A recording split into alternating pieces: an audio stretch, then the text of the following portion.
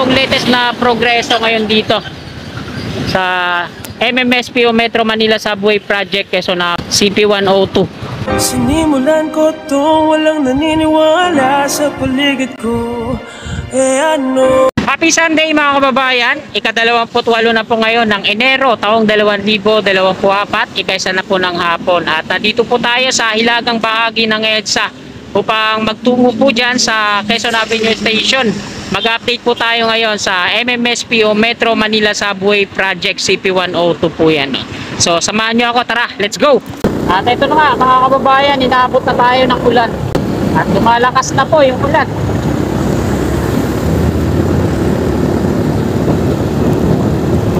Inalas yung update natin. Ito na po tayo sa Quezon Avenue Station ng P2P bus sa ating gawing kaliwa. Ito naman yung MRT3 Quezon Avenue Station din. Centris Station naman sa ating gawing kanan.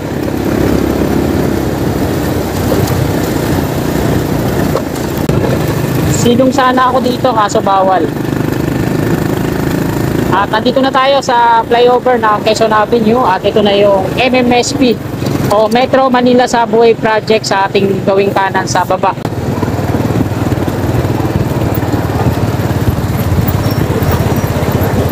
So dito muna tayo pansamantala kukuha ng footage. So mga kababayan, inabot na po tayo ng ulan at medyo lumalakas na rin at nandito tayo sa taas ng flyover. So ito po yung makaratig na niya dito, mga establishment. Ayan, yung hypermarket, Centris Mall, tapos ito yung Quezon Avenue. Ito yung mga patungong Quiapo, Espanya, sa kabila naman yung patungong Commonwealth.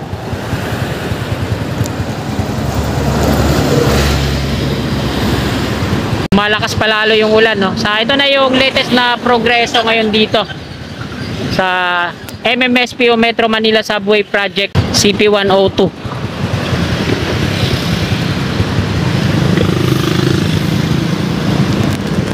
So, diretso tayo dito sa unahan.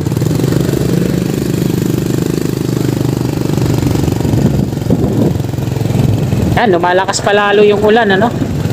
Babasa tayo ng tuluyan na ito.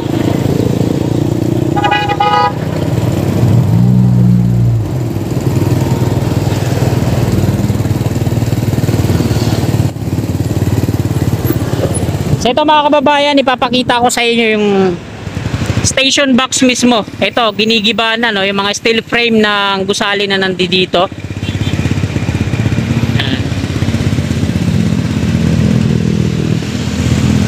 Yan, malas naman at inabot tayo ng malakas na ulan na ito. Ito mismo sa nakapaikot na kulay dilaw na to na bakod. Ito mismo yung sa gitna, yung station box. At ito yung latest na progress ngayon dito, no? Araw po ng Linggo. Ang dami na nilang mga ano dun sa unahan, mga barracks sa mga contractors at mga engineers.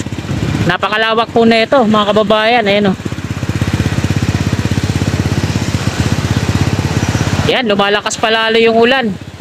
So gusto ko pa sana magtagal dito kahit papano kasi bihira lang tayo makakakuha ng update kaso hindi sumangayon sa atin yung panahon. Ito mga kababayan yung station box, unti-unti nang nauubos yung gusali na nandito sa gitna. Seedling banks po ito.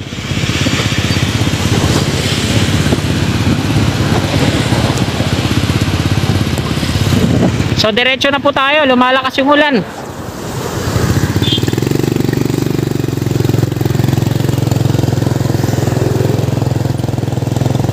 Malas yung update natin. Inabot tayo ng malakas na ulan.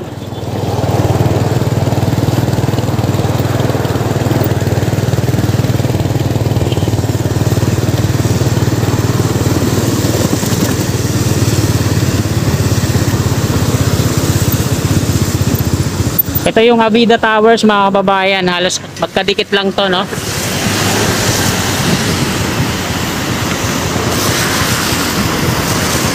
Kaya alalan naman sa unahan, Pilam QC P2P bus station dyan sa may footbridge.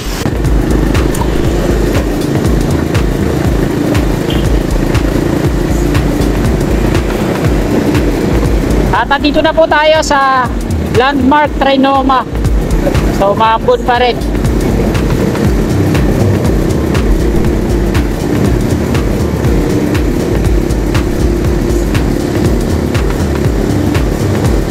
Ito po yung P2P bus station dito sa North Avenue Station. Ito naman yung MRT3 North Avenue Station.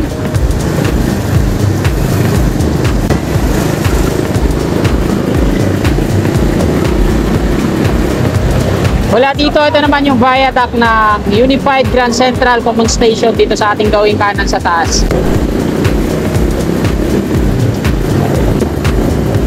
At ito naman sa ating harapan yung Unified Grand Central Common Station.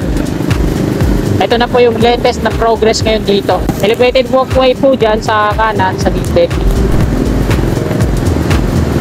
At nasa ilalim na bahagi po tayo na stasyon. Kapit-kabilaan yung construction dito sa ilalim, ano? Pag kumana po kayo dito, patungo po kayo ng City Hall ng QC. Ito na po yung SM North EDSA sa ating gawing harapan naman. Ito yung steel box girder nandito sa ating gawing kanan. Matagal na yan dyan na nakalagay, di pa na-install dito sa unahan. Ito yung bus bay. Hindi po yan P2P bus yung nandito sa SM North EDSA. Ito naman yung labasan nila. Dito sa harapan ng SM Annex, ito na po yung update. Ito yung mga steel box portal beam. Bali 5 to dito. Padikit siya dito yung magiging viaduct niya, no, sa LRT1. At 3 pa yung steel box girders na hindi ko kumpleto dyan sa magiging viaduct niya. Ito po yung dulo ng SM Annex.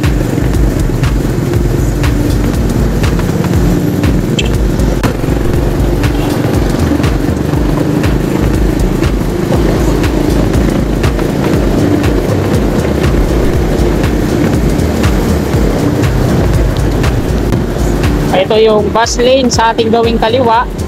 Reflectorized markings dito sa taas na concrete barrier. Ito naman po yung FPJ station, no? Yung dating Roosevelt na stasyon ay pinalitan ng FPJ na ngayon.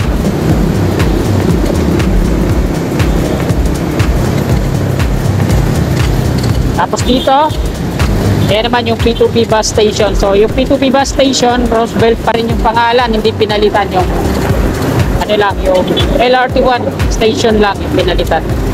Naging FPJ station.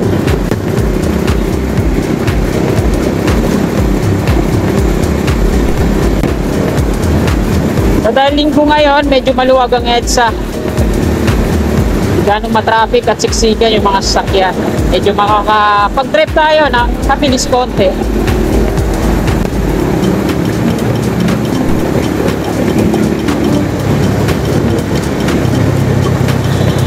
At dito tayo sa kanan kasi puro mga pakaliwayan, mag-U-turn. Ito po yung U-turn slot dito sa Royal.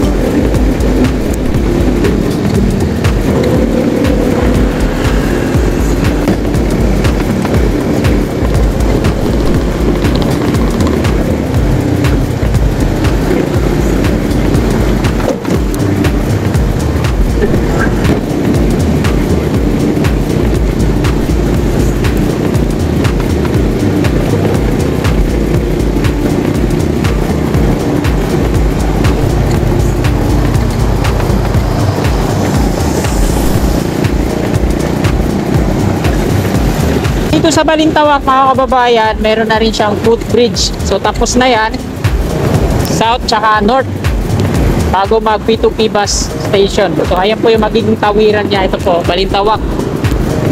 Yung elevator na lang kabilaan yung ginagawa ngayon dyan. At ito na yung Balintawak Station na LRT1. Nakapagpahinga na yung mga kababayan natin na maakyat dyan sa mataas na hagdan sa Balintawak. Pagpasakay sila ng B2B bus. Ito naman po yung Balintawak Market. So yung dekada ng footbridge na hindi nalagyan ng bubong, ayan, may bubong na po yan dyan at maraming tumatambay na street wheelers. Pagpatungo kayo ng monumento sa kaliwa, at ito naman pagpatungo kayo na toll dito sa NLEX Balintawak, dito kayo sa kanan.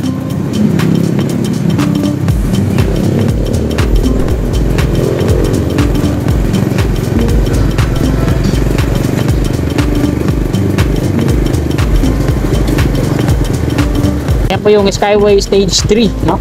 Section 5 mula dito sa Cloverleaf Balintawak patungong NLEX footbridge po yan.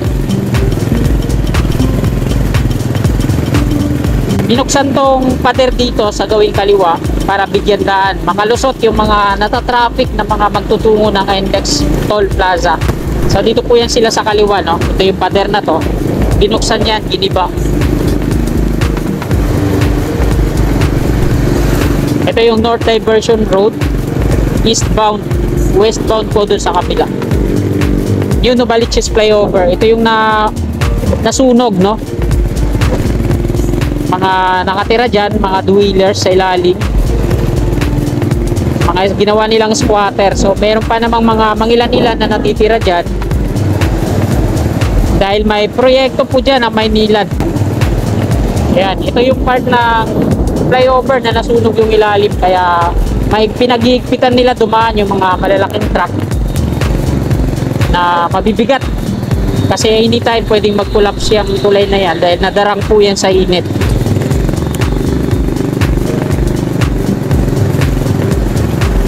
At nandito na tayo sa East Service Road ng North Diversion. So dito na po nagtatapos tong video na to. Maraming salamat po sa patuloy nyo suporta sa aking munting YouTube channel. Bago nyo po sana lisanin tong video na to, willing po ako palike po, at sa mga kasigat natin na naabot na willing po sumuporta sa akin, click lang natin yung subscribe button dyan sa baba at yung katabi nyong bell. Maraming salamat po. Happy Sunday po. God bless po sa ating lahat. You're my angel, angel baby, angel.